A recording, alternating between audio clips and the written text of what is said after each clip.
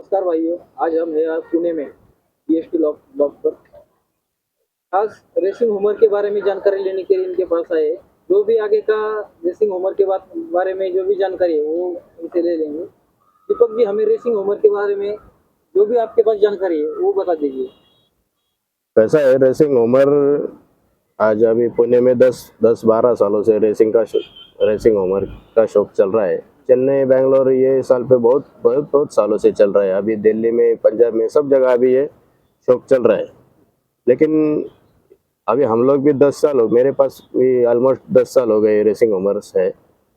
Racing उमर्स actually क्या है, ये जो बर्ड्स है वो रेसिंग होमर्स के बर्ड हम इसीलिए बनाते हैं कि इनका इनके इनमें जो कैपेसिटी रहती है 200 kilometre, 300 kilometre, 400 kilometre, 500 kilometre, 700 kilometre, ऐसे ये खेलते हैं।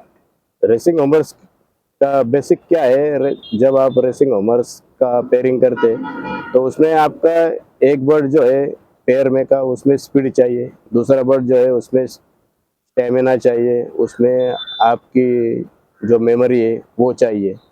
जब आप मेमोरी और स्पीड दोनों का, मेमोरी, स्पीड और स्टेमिना, ये तीनों का कॉम्बिनेशन बनाते हैं तो आपका एक एक्सेलेंट पेयर बनता है। उसके जो यंग बर्ड निकलते हैं वो आपको रिजल्ट देने में काम आते हैं। और इस खेल में सबसे बढ़िया है वो क्वालिटी है। जो भी बर्ड होगा आपके पास, वो उसकी जो लाइन हिस्ट्री रहती है, ब्लड लाइन हम उसके बोलते हैं। तो ब्लड लाइन क्या है, वो लाइन में पहले रिजल्ट्स क्या है, वो बर्ड्स की जानकारी उसमें रहती है। रेसिंग होमर का जो शौक है वो सही तरीके से अगर करना चाहिए तो पहले आप उस स्टैंडर्ड्स के डिस्टेंस वाइज बर्ड्स कलेक्ट करने चाहिए। Short distance, middle distance, long distance, आपको जो भी डिस्टेंस में इंटरेस्ट है आप वो डिस्टेंस के बर्ड्स ले लो। वो बर्ड्स लेते टाइम जो भी फैंसर है वो उसी फैंसर का 2-3 साल का ट्रैक रिकॉर्ड देखो, उसके रिजल्ट्स वो डिस्टेंस में क्या है। वैसे वो आपको फिर आसानी होती है कि किस डिस्टेंस में किस फैंसर का रिकॉर्ड अच्छा है, उस हिसाब से आप वो बर्ड कलेक्ट कीजिए।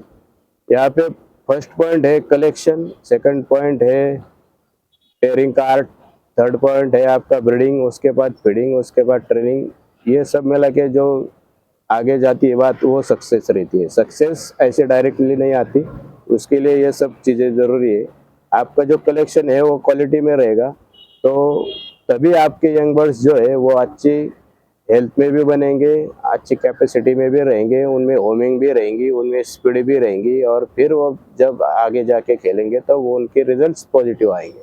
तो रिजल्ट्स के लिए आपको सबसे पहले क्वालिटी के ऊपर ध्यान देना पड़ेगा। क्वालिटी बर्ड्स लेने पड़ेंगे। क्वालिटी बर्ड्स आप जिस जो भी आपके फैंसर फेवरेट में फैंसर है, या जिस बर्ड्स का जिसके बर्ड्स के रिजल्ट्स आपने देखे, एज पर उसके हिसाब से वो आप बर्ड कलेक्ट कीजिए। कलेक्शन पहला मुद्दा है, अच्छे बर्ड कलेक्ट करो। दूसरा मुद्दा है ब्रीडिंग। ब्रीडिंग का जो केज रहता है उसमें आप उसका जो साइज रहता है वो 1.5 फुट इंटू 2 फीट, 1.5 फुट और 2 फीट ऐसा उसका केज बनाओ। उसमें वो आराम से ब्रीडिंग हम उसके कर सकते हैं। तो कलेक्शन, उसके बाद प्रॉपर उनका eye sign, wing pattern, body pattern, उसकी जो उनमें जो ब्लड लाइंस है उसके हिसाब से उसका पेयरिंग कीजिए। उसके बाद ब्रीडिंग के जो बर्ड्स है उसका जो डाइट चार्ट आता है उसमें आपको मक्का लेना है, करडई लेनी है, सरसों लेना है, गेहूँ लेना है, चना लेना है, शेंगदाना लेना है, मूंगफली लेनी है या मूंग लेना है, या आप उसके डाइट के प्लान के हिसाब से उसका दाना बनाओ। वही उसको 2 महीने 3 महीने आप उसको यूज़ करो। ब्रीडिंग का जो टाइमिंग है, एक्चुअल ब्रीडिंग का टाइमिंग, वो नवंबर से लेके फरवरी तक है। क्योंकि नवंबर, दिसंबर, जनवरी, फरवरी, ये 4 महीने जो रहते वो एटमॉस्फेयर भी अच्छा रहता है, उसमें ज़्यादा धूप भी नहीं रहती, ज़्यादा ठंडी भी नहीं रहती। तो वो टाइम पे जो ब्रीडिंग अपन करते हैं, वो टाइम पे जो यंग बर्ड्स जो बनते हैं वो उनमें इम्यूनिटी भी अच्छी आती है, उनमें हेल्थ भी अच्छी आती है, और वो एक फिटनेस लेवल जो रहता है वो स्टैंडर्ड लेवल का उनमें बन जाता है। वही ब्रीडिंग आप अगर मार्च में, गर्मी में या बारिश के सीजन में ब्रीडिंग करेंगे तो भले आपका जोड़ा कितनी भी अच्छी क्वालिटी का हो, लेकिन उनके जो यंग बर्ड्स बनने चाहिए वो वैसे बनेंगे नहीं। इन सपोज आप गर्मी में बर्ड बनाएंगे तो वो जोड़े का स्टैंडर्ड क्या रहेगा, उसमें वो बच्चे संभालते फिर तो उसका फिटनेस लेवल उतना मेंटेन होना चाहिए। उसके बाद वो पट्टे तैयार होंगे, उनका भी फिटनेस लेवल उतना मेंटेन होना चाहिए। तो इससे बढ़िया वो पहले जो 4 महीने है उसमें ब्रीडिंग करना चाहिए। तो उसका फायदा क्या रहता है, जो जो पट्टे फरवरी तक आपने बने वो उनको उड़ने के लिए आगे मार्च अप्रैल मई जून ये 4-5 महीने उनको लॉब ट्रेनिंग को मिलते एज यंग बर्ड के हिसाब से। फिर वो 4-5 महीने मिलते, वो अच्छा उड़ते हैं, उनका होमिंग अच्छा रहता है, उनका फ्लाइट अच्छा रहता है, वो 4-5 महीने अच्छे उड़े रहते। उनके जो घर पर जब वो उड़ते तब उनका जो रूट अप रहता है, उनको रूट पता रहती है, कौन से डायरेक्शन में जा रहे, कौन से डायरेक्शन से वो आ रहे, तो वो सब बेनिफिशियल रहता है। लेट ब्रीडिंग में ये कोई होता नहीं है। लेट ब्रीडिंग का फायदा बर्ड को ज्यादा फ्लाइंग में मिलता नहीं है, फिर आज वो स्टॉक बर्ड ही रह जाता है। रेस में उसके रिजल्ट्स आने के चांसेस बहुत कम है। इसीलिए जो भी ब्रीडिंग है वो टाइम पे होनी चाहिए, प्रॉपर बर्ड होने चाहिए। भले आपके पास 2 पेयर हो, 4 पेयर हो, 10 पेयर हो, वो प्रॉपर होने चाहिए, प्रॉपर कॉम्बिनेशन के होने चाहिए, प्रॉपर टाइमिंग में उसका ब्रीडिंग होना चाहिए।